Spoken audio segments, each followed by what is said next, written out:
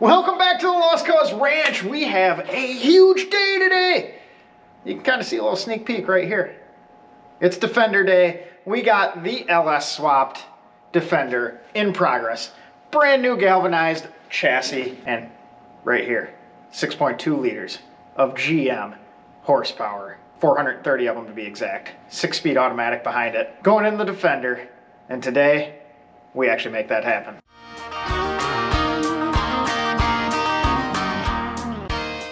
All right, so this guy is just about ready to get set in the old Defender chassis. But first, we got a little bit of an issue back here. It's two-wheel drive. Can't be having that. So, we gotta put our adapter on. This goes to the LT230 Land Rover transfer case, and it replaces the rear tail shaft housing on the 6L80E and makes it four-wheel drive. Here's our little fancy little spline adapter. We'll get it bolted up, then we can swing that guy in.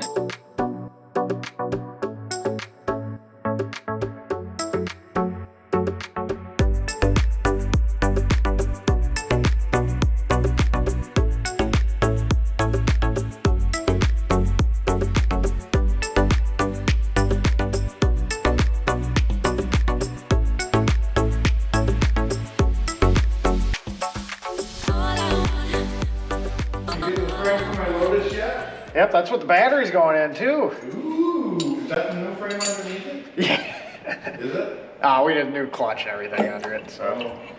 But it's all driving now, so. All right, so we're creating a little bit of a mess here, but we needed to throw it on and do some measuring. So in order for this guy to fit, we are going to have to cut this spline down to get rid of this little splash shield as well, because that is in the way, so we'll get that guy off. It looks like it's pressed on the end there. Before we do that, we need to seal these two ports off, and we're going to try these little expansion plugs first. Otherwise, we will drill and tap them to 1/4 inch NPT and seal them up that way. But I'd much rather just pound some expansion plugs in if we can get that to work. On the two-wheel drive, this is like, I guess, a wet tail housing, you would call it.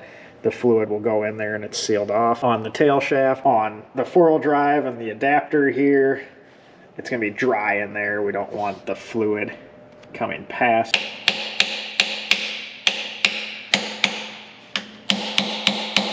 So we got both those guys in. So that's all sealed up. On to this guy. We'll do that, I guess. It's just a brand new transmission. Why not take the porta band to it? It'll be fine.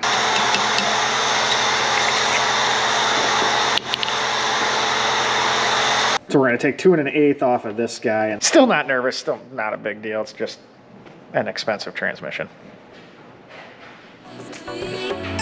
Just chop it up.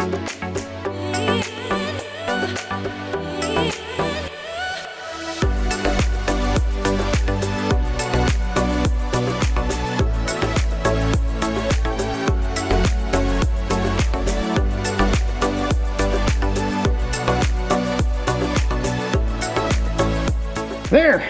I mean, I think that looks pretty decent. If you didn't know, you wouldn't know. But all sorted up there. We're gonna slam a output shaft seal in there and then get this bolted up. Then it goes in there. Then we get to make the mounts. Kind of excited.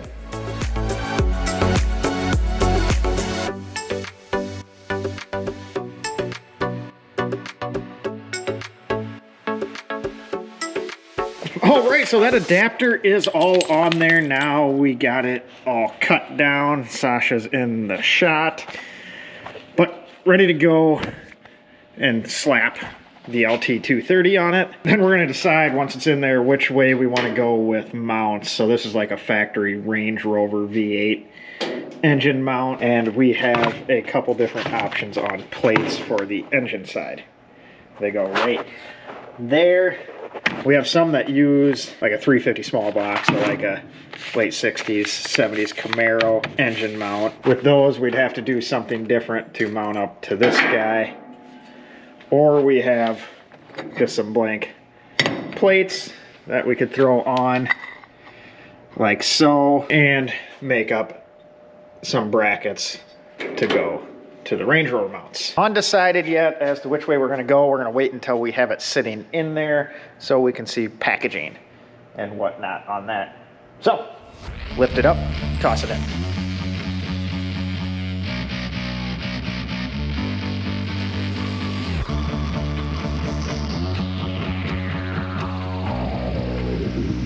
All right, so we have it roughly set up in the chassis here. And what we're gonna do now is go over to that one. You can barely see it.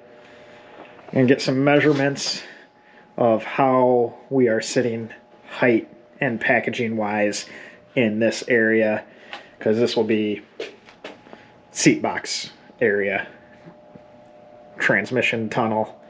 So want to see what we're dealing with, because we're going to try and make sure everything sits nicely before we mock up some mounts. Ted did some cardboard aided drawing, and we have a rough template made up. So Ted whipped up this little bracket for the transmission. What we got going on there is it's got some longer legs bolted on. That way we can slide it left to right. And then we got the bolts there so we can level it out once it is all set. Yeah, I'd say we're splitting like a 1/16 is all, so. Yep. The other thing I gotta remember is that frame is slightly wider back there. Versus Okay. up here. So the thing I noticed. Which I guess we can center it out. So right here is 24 and like 7/8. It's 25. A little hair over 25 back here. Just over here trying to do math and it's not working out. Haven't mapped in a while.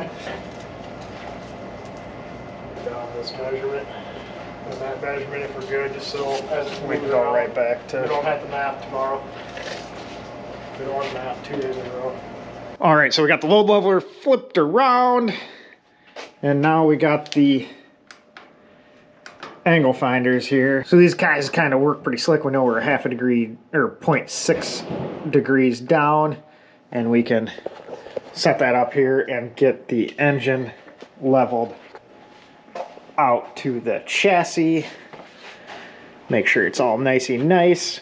We got it roughly how we want it sitting. It's got a little offset to the left-hand side or driver's side in the US, and that accommodates the drive shafts and differentials and puts the transfer case close to the factory location.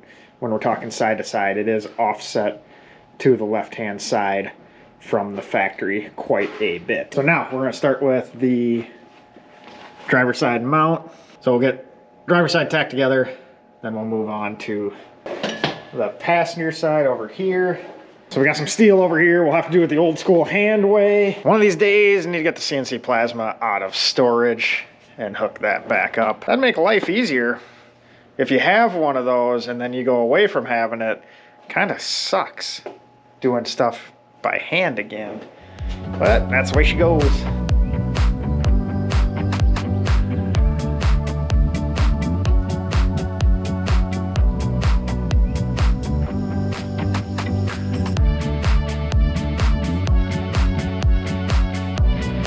So we got the start of our driver's side bracket roughed out there. We're gonna mark out the bend. We'll slice it, bend it. This guy's gonna get all tacked together with the MIG, and then once we're all done, I'll finish weld it with the TIG and make it look all nice. All right, so we cut a little score line in there. That's where we're gonna bend it. It's about 1/3 to a half way through. That way when we go and bend it, it'll have a nice even, tight bend, crisp bend. Then after we're done and it's all in the correct bend, we'll weld this backside in to strengthen it back up. All right, so we got it all bent up there. You can see the score line on the back, and that worked nicely. So we're just gonna get her set in there. Look at how nice that looks. So we'll get this guy tacked in. We'll make one of the side supports for it, and then we'll move on to the other side.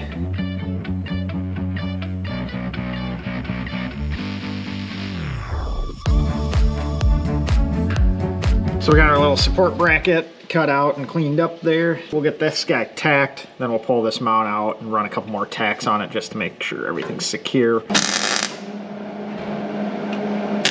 So we got the driver's side mount tacked up, ran the TIG over a couple spots there, and you can kind of see what I'm gonna do with that bend to strengthen back up. Then that'll get all smoothed back out. So we're gonna toss this guy back in right over here. 1/4" plate there, and then the rest of it's 3/16. So this is nice and sturdy. No worries about that 430 horsepower going anywhere. All right, so got the passenger side mount all tacked together. And this is pretty much the same thing as the driver's side, just a little bit longer.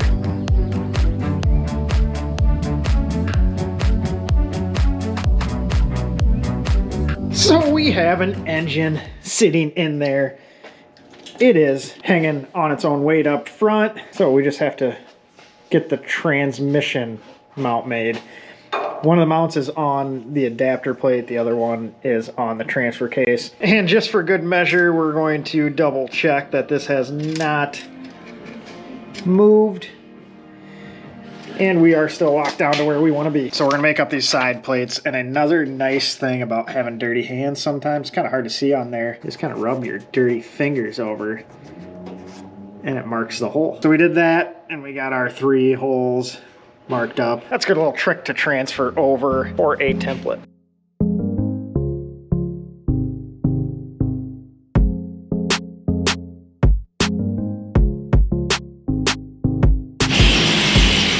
That's a little sneak peek on the next video of the Risco Disco winch up front. Should be fun. So we got our 2 plates made. We're just gonna center punch some holes and get those drilled on both those. Then we can start bending up some tube for the Crossmember.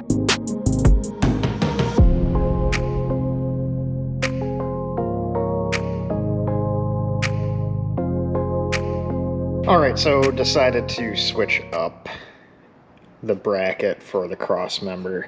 I was going to do this and bend some tube down. Doesn't look like it's going to function the way I wanted it to, so new bracket. We're going to have a leg down and we'll go straight across with the tube right there. If this ends up being what we use, we'll do a little gusset here for a little strength off that tube. Was going to bend down underneath that transfer case, but after getting our little mock-up transfer case sitting in there and dealing with the exhaust and everything coming out this side, so plan B, we'll dive it down and start the tube in this area, then shoot it underneath the transmission, and that should work out nicely.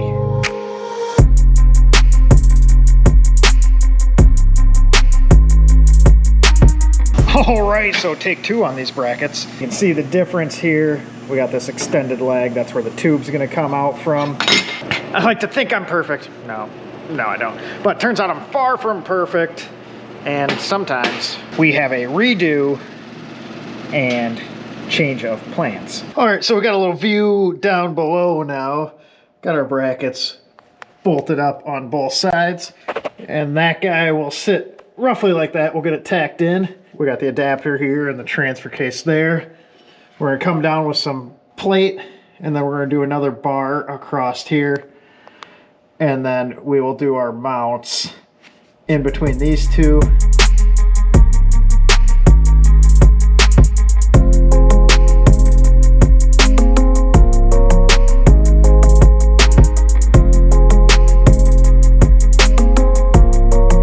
All right, so we got both our plates made up for either side of the transfer case. And now you might actually finally be able to see what I'm trying to do here. We're gonna have another tube in between those 2. Then this will have a plate off it. And then that tube will have a plate off it.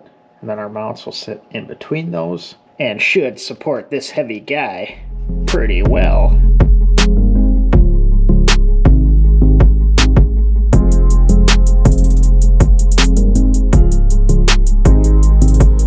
So everything is tacked up. We're gonna pop these off and run a little heavier tack around them so nothing moves. And then we can make our little bracket guys. That means we're close to having this guy hanging completely on its own. So here's our two pieces all tacked together. This is the cross member that goes in between the frame, and this is, I guess, like the cradle. That goes to the adapter. This goes to the transfer case. So we're gonna bolt these guys back in, but it's gonna sit something like that. This one's gonna sit a touch higher, but plate's gonna come off top side of this one, bottom side of the cross member. What's nice about these is these are Range Rover Classic Defender mounts, and it'll use all four, will be the same part number. So if anything ever happens in the future, these are easy to get a hold of, not a custom jobber. So just a part off the shelf to replace. So here we got our plates cut up and drilled and mounts sandwiched in between. Gonna sit in there like that. Get that guy tacked in there now, and then this guy is all mockered up and ready to sit on its own. So there we have it all tacked up, and this thing is able to sit on its own. After everything's all confirmed that this is what we want, we'll do some cleaning up on everything here and make this a little nicer looking, and then these will probably have some additional gussets coming from this end in, just to give it a little up and down rigidity. We'll get these powder coated when we blow it all apart for paint.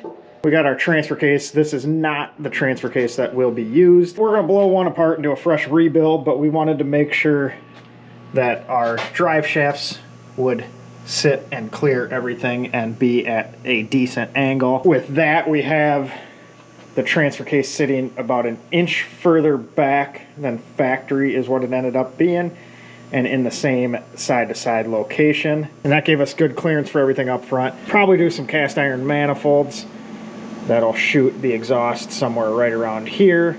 So that'll be the next video on this guy. We'll get all our manifolds and piping ordered and get the exhaust made up while we have the body off, so we can see the neat, fancy stainless stuff, and just a little bit easier to work with from top and bottom. So I think this job cost us a set of gloves. I think these are now cut level 0. So this is pretty exciting.